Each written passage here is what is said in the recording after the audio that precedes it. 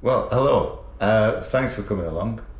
This is an interesting thing. We like to do support charity in our business, and this year we're going to do an amazing raffle and earn some money through that, and hopefully that'll go to help support you guys at the Gorlin Syndrome Group, which obviously I have a link to because I've been affected by Gorlins all my life. Found out about it luckily early on, and I've sort of grown up with the syndrome and its effects and the different treatments and how they've developed over time. So if you guys could just sort of introduce yourselves. My name's Sally Webster, and I'm the chair of the Gorlin Syndrome Group. I have Gorlin Syndrome, and I became involved with the group when I was first diagnosed. I was actually in my early 40s. Picked up the phone and rang Margaret's husband, Jim, and this was the days before internet or iPhones or anything electronic, and just to be able to speak to somebody who was going through the same experience I was, who could reassure me and just talk to me and reassure me of all those little niggles and worries and fears that I had. It just lifted me and just helped me kind of get on with it, and but just being able to find out as much information as I could, and then that ongoing support was just incredible. And that's what kind of then led me, once I'd got my head around it and I'd had some more treatment, etc., I was then in a position to perhaps give more to the group. So I became involved, volunteering, and then somehow ended up as chair. Well, you were vice chair in Jim's time, Yes. weren't you? So it does seem natural to promote you. He would have been very proud to have you as chair. But it's right what you say. Having somebody who knows what the condition is and knows what you're going through is a great help. It's unique, isn't it? Yeah, and it's a great resource to have. And I know how good that is because obviously it wasn't there when I was first diagnosed as a child, and obviously even now it's so not known about. And it's not just with the general population, it's with people actually in the medical profession as well, isn't it? Because as you said before, you go to GPs, they don't know what it's about. You go to parts of the medical world that are directly affected with it. It'd be dermatology or maxillofacial surgery, dental departments. You go to a dentist and they go, well, never heard of it, what's that? Or I'll have to look it up. And you think it'd be great if it was a bit more prominent, a bit more known, a bit more sort of front line. And I think what you guys are doing is a great thing and a big step towards that. And whatever help we can give, that'd be great. And of course, because Margaret, as you said, it was your husband who had Gorlin syndrome, and it was you and him who set the group up. Is that? Yes, with the help, obviously, of two of our medical advisory board geneticists, who obviously offered their support because of what they also knew what people were going through with misdiagnosis, waiting generations. Jim actually set it up on the back of our experiences of living with the condition. I mean, he started his trips to hospital over in Manchester at the Christie for what they said were rodent ulcers, and I believe all that time back that's what they were called. Unfortunately, we didn't know at the time, but in 1971 and 72 he was actually administered radiotherapy. And you know, we said, well, what's happening? Why is all this happening? Nobody could tell us. We got married in 1973. The treatments continued. We went on to have 3 daughters. Anna, the youngest one, died at 6 months old. And it was only at the time of her death or afterwards that we were linked with a geneticist, and Jim's diagnosis followed from there. And the children were checked. His father, we knew his father had a similar condition, the same condition. And unfortunately, we were advised, following the testing, that the two older girls had also inherited the condition. And it was after Jim, and certainly the family as a whole, recovered from Anna's death. Yeah. If you ever do recover. Well, yeah. That Jim said, I've got to do something here. We've got to do something here. We need to ensure as far as we possibly can that nobody else, from now on, has to experience what we've experienced. Yeah. And that's why I'm here. And I suppose really the big question everyone's going to be saying is that what is it? What is Gorlin syndrome? The main characteristics of Gorlin syndrome are the development of jaundice, multiple jaundice over a lifetime, but generally from about the age of 7, 8 through to late teens, early 20s. A predisposition to also developing multiple basal cell carcinomas. Yeah. And the other main manifestation are the Palmer pits and what have you. I don't know whether Sally wants to say something more about the rarer aspects of the condition. There's skeletal features that are actually there in the general population, but they're more predominant in Gorlin syndrome. So we sometimes have like an extra rib, or we have extra calcium deposits in the frontal fossa of our skulls. But there are other features. Margaret's daughter Anna had the cardiac fibroma. There is a higher incidence of ovarian fibromas in women as well. That happens in about 20 to 22% of females. Yes, quite high. yeah. Yes. It is, and that I had an ovarian fibroma, and it obviously it's got implications for childbearing and everything like that. So yeah. They always say that some of those issues you've just talked about, or the symptoms you've talked about, are rarer. The one biggie for very young children are brain tumours, medulloblastoma. Which children, it's a childhood condition on the whole, but Gorlin syndrome children, they get it at a lot earlier age, generally from about 18 months, 2 years, which is earlier than the general population. And I think it's something like, is it 2 or 3%? It is rare, but yes.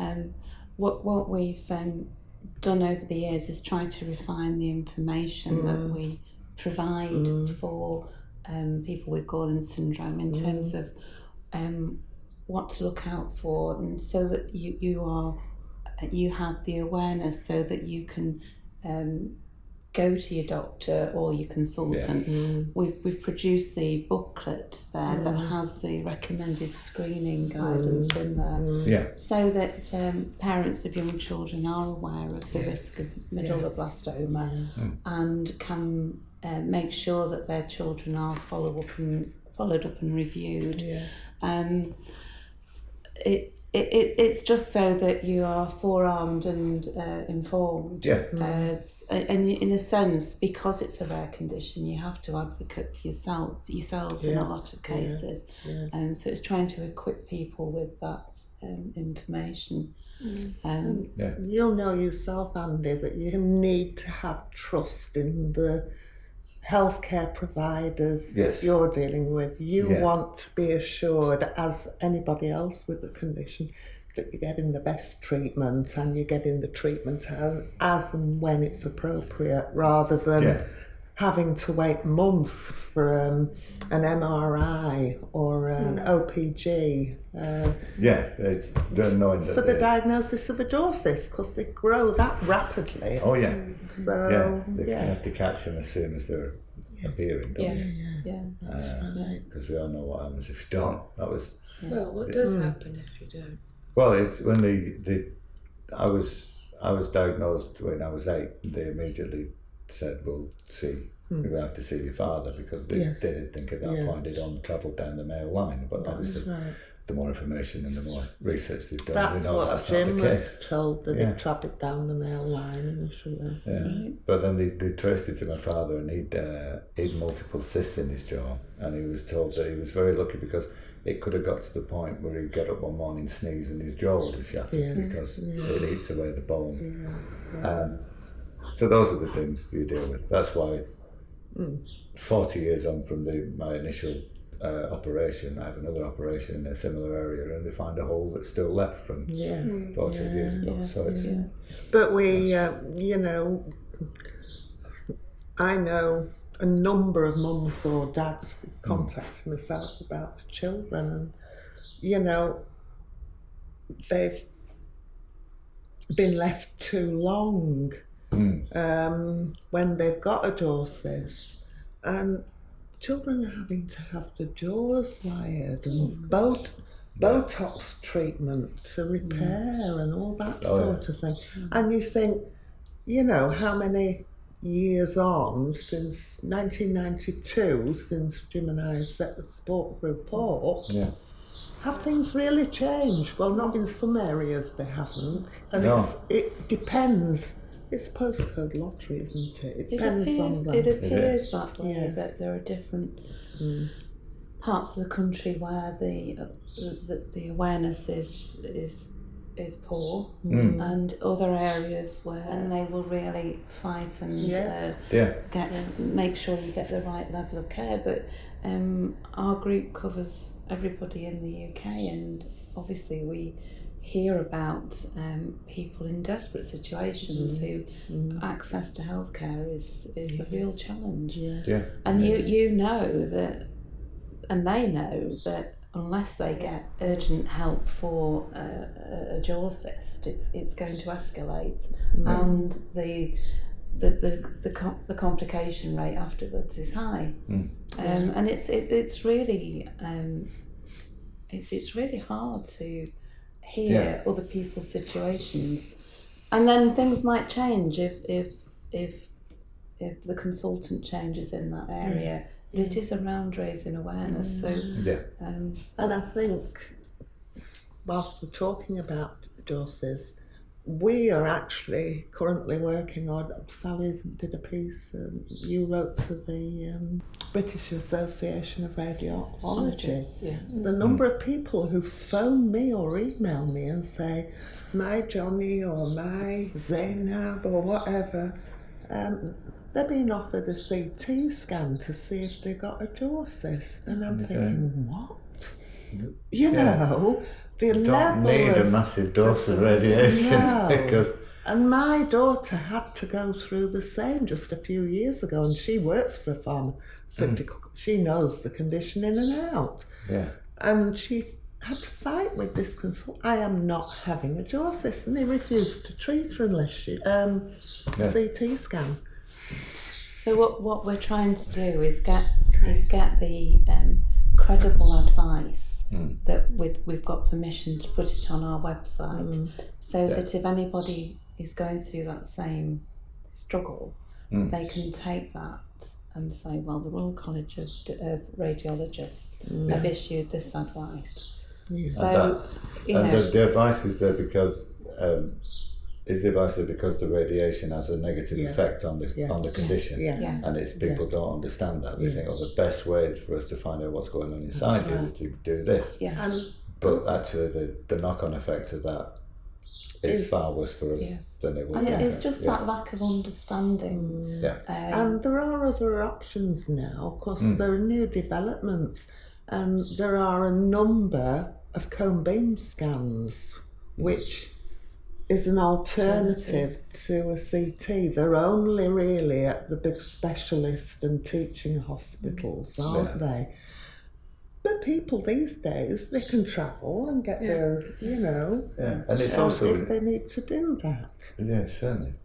When you go to sort of maxillofacial or dental departments and they go, well, when was your last X-ray? Or we'll have another one, and they put you in the machine and it goes round The like that, LPG, and then you think, well, how many of these have we had over the years? And what I'm finding now is it's great because I've moved around and because of my work history in the past. I've seen a variety of specialists and consultants around, and because there was a turnover in my main hospital as well, and just to have somebody go, actually, you've had quite a lot of these. Yes. Well, we don't need one this time, because they're aware of the effect. Yeah, I think that's why more and more are moving towards MRI, aren't they? But I think for the individual person going into the medical consulting room, unless you've got it on a tablet in front of you, it is great sometimes just to take the booklet in, but also to feel comfortable to say, well, kind of, why not check with the medical advisory board of the Gorlin Syndrome Group? But that requires a certain level of confidence to do that, and not everybody feels confident to suggest that to a doctor. No. But we're happy to advocate on people's behalves as well. And we do many, many times. Yes. Don't Yeah. we? And it's trying to raise awareness and make a difference so that that person gets the care that they should be getting. Great. And there's no messing about. Because the more messing about there is, the The greater delay. the problems with the patients. Yeah. One of the most frequently asked questions, how, with young children, why do I have to battle so much with the healthcare providers across the board? Yeah. And I said, that's always been the case. It's always, and it's generally a sign to me that quite often the consultant or the doctor you're dealing with hasn't got experience of having seen anyone with Gorlin syndrome, or they've certainly not been involved in treatment. No. I said, but take them a leaflet, give it to them, show them the website, be assertive with them. Yeah. And mums will come back to me a few years later, you were right about that, Margaret. Spot on now. Well, that's great. It's great that the resource is there and that people can use it. But we talk to other, we're often in forums where there are other support groups for other rare disorders, usually skin related, and it's a common theme about raising awareness, where you've got a rare disorder. It's not just Gorlin's, it's any rare disorder, and it's just an extra battle that you have to fight, whether you're fighting it for your children or for yourself personally. And you kind of think, here we go. But, you've just got to try and find the strength and the way of just doing it. And the will sometimes. And I think that also brings me on to another aspect of it. I mean, first of all, we say that it is a rare condition. What are the statistics? I mean, how many people do we know? What is it nowadays? We discussed this in the car as well, didn't we? According to our medical advisors and Gene's review, is 1 in 31,000. 31,000. And that's here in the UK. Not yet, Right. because of course it is. I know from your Facebook page as well. You've got people following all over the world, and of course Yes. that again is an issue with the treatment that people are getting in Yes. other countries. Yes. Whether yeah. it be better, worse, or whatever. That's And I right. read those, some of them heartbreaking Yes. posts that people put up, I know. desperate Yes. for help. Yes. Which then brings me to the other point of it. What about people's mental health with this issue? Because it's tiring. Yes. Apart from anything else, I Yes. mean, as being somebody who lives with somebody with it, it is a constant thing that you have to be thinking about, as you say yourself. The jaw cyst must be kept on top of the skin, the uncomfortable, just being physically uncomfortable. How do you feel that is affecting people mentally? Well, it's a number of years ago now, but we actually conducted a survey, didn't we? But Yeah. it encompassed how Gorlin syndrome impacts on your life, and how does it make you feel? Yeah. Yeah. And no great surprise in that it does negatively impact on individuals' mental health. Yeah. Dependent on the severity of it, it can impact on your ability to work. And then if that impacts on your role as whether you are male or female as the breadwinner for the family, that all is sort of implodes on you. For children at school, it can impact on their school attendance, their concentration at school, and also sadly, because if the surgery has been on your face and you've got disfigurement, then children are the targets of bullying and feeling of insecurity, and that impacts on your uptake of opportunities that are there, because you may not take up opportunities because of the way you perceive you look or the way you perceive that you're going to be greeted. I mean, the waiting list for mental health service, I believe, are horrendous. They are in our area. Both of my daughters have had spells where, they're not at the best and they're feeling, I've got mental health issues. And they don't want to come to me and burden me with it. No. They'd rather see a professional. Well, that's it. If you're talking to somebody that you know, or it's a family member, it gets the mental issues out there. But you're not talking to anybody that's got a toolkit of things that can help you then deal with them. That's right. You're sharing it with somebody and there's more understanding about it. But if you actually want to engage with the medical profession and get some help to do it, the help's got to be there and it's got to be available. In all my time with the condition, nobody has ever turned around and said, how are you mentally? How are you coping with this?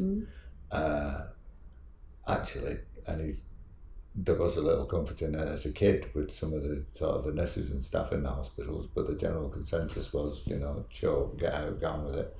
Well, my children always had fun in hospital if they were in hospital. It was such a good environment they were walking into, and because they got to know the staff, and as soon as they walked on the ward, having the jaw cyst removed, oh, come on, we'll take you to the fridge and we'll get you some ice cream. It was a treat. Well, that was great. I had a great relationship with the people that were in the maxillofacial department.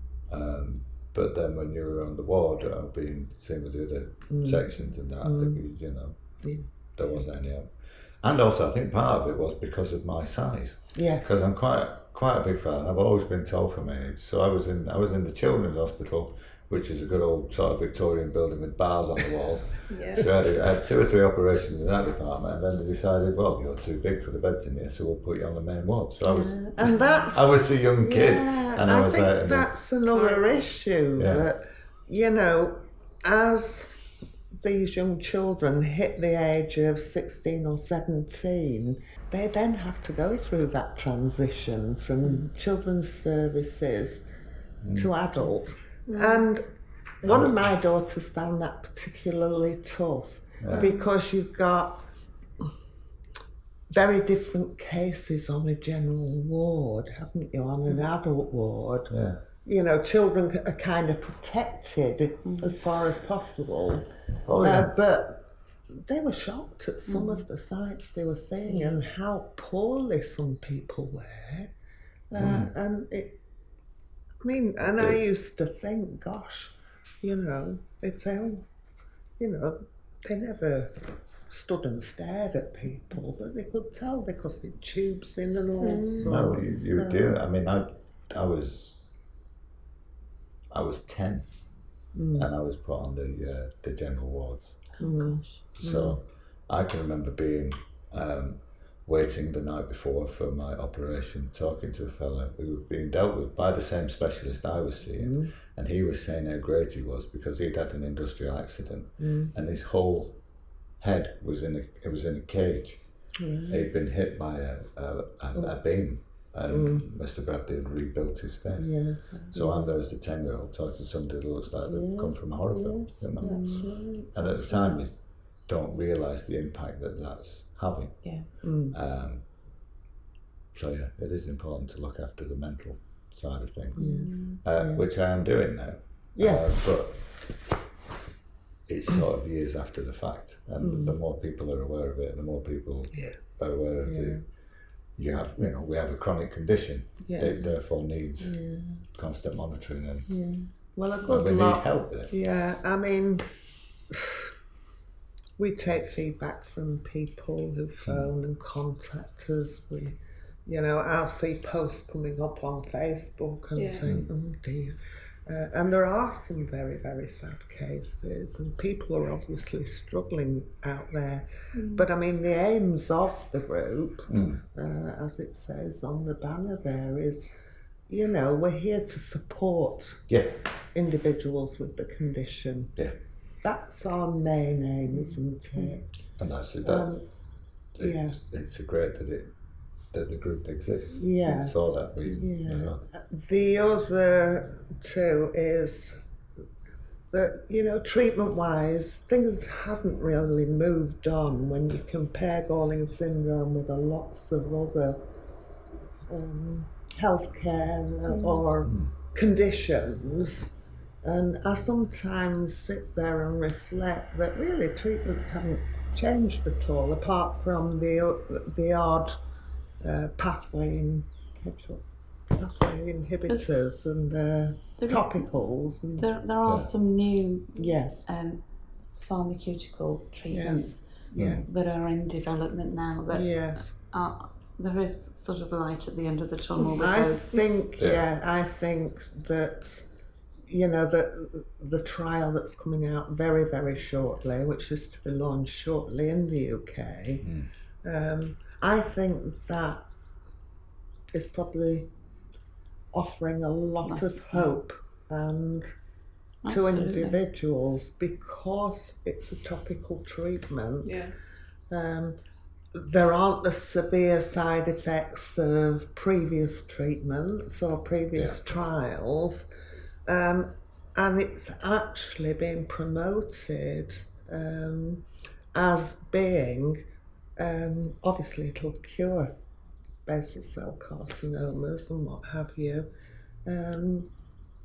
but also as a prevention. It actually stops new ones coming through, and that's obviously from data from the phase 2 trial, isn't it, Sally? So I think they're quite, and they seem to be moving on, don't they? And we're involved with There's another drug trial that's just starting in the early planning stages. So it's really exciting to be involved in the development of the protocols because the drug companies really want to make sure that the drugs are delivered in the best way so they have the best effect, but also they're practical.